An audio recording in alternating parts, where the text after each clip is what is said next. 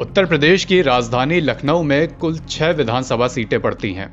Lucknow East, Lucknow West, Lucknow North, Lucknow Central, Lucknow Cantt और सरोजनी नगर। इनमें से सबसे ज्यादा बज़ जिस विधानसभा सीट को लेकर रहता है वो है लखनऊ कैंट विधानसभा सीट। क्यों? इसके 3 कारण हैं। पहला कारण, लखनऊ लोकसभा और उसमें भी खासकर लखनऊ कैंट विधानसभा सीट पर लंबे समय से बीजेपी की स्ट्रांग होल्ड रही है।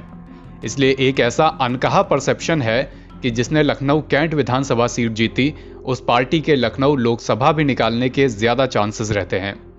दूसरा कारण, लखनऊ कैंटोनमेंट समेत तमाम वीआईपी क्षेत्र इसी विधानसभा सीट के अंतर्गत कवर होते हैं।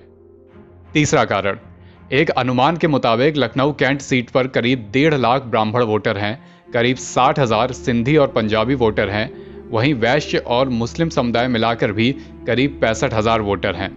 इस नाते लखनऊ कैंट एक बड़ी सीट है और सभी पार्टियों की इस पर नजर रहती है। अब बात इस सीट के इतिहास की।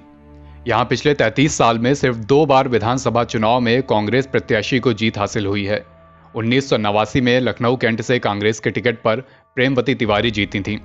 फिर 1991 में यहां बीजेपी की विनिंग स्ट्रीक चली। 91 और 93 में सतीश भाटिया जीते। फिर 1996, 2002 और 2007 में लखनऊ कैंट से सुरेश चंद्र तिवारी जीते।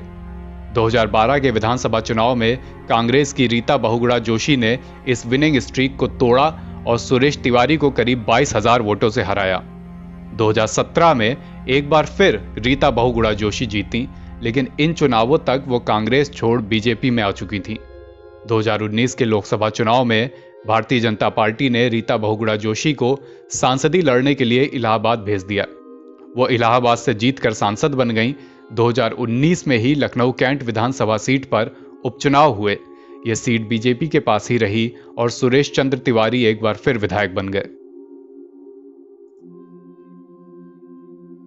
इस बीच 1991 से लेकर अब तक लखनऊ लोकसभा सीट भी बीजेपी के पास ही रही है और ऐसा सिलसिला बरकरार रखने में लखनऊ कैंट विधानसभा सीट की बड़ी भूमिका मानी जाती है। इसलिए भी ये सीट हॉट सीट बनी रहती है। हाल ही में जब मुलायम सिंह यादव की बहू अपर्णा यादव ने सपा छोड़ बीजेपी ज्वाइन की तो कयास लगने लगे कि बीजेपी इस बार उनको लखनऊ कैंट से टिकट दे सकती है। दरअसल 2017 विधानसभा चुनाव में अपर्णा यादव सपा के टिकट पर लखनऊ कैंट से ही लड़ी थी।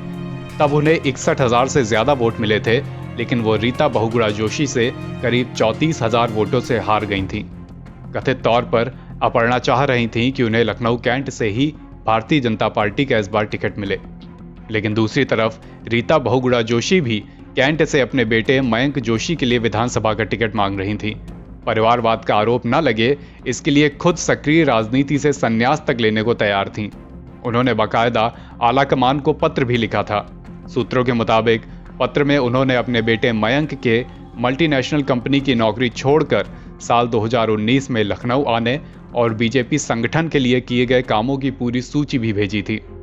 योगी सरकार में मंत्री रहे महेंद्र सिंह और स्वाति सिंह का नाम भी इस सीट से यदाकदा उठ ही जा रहा था।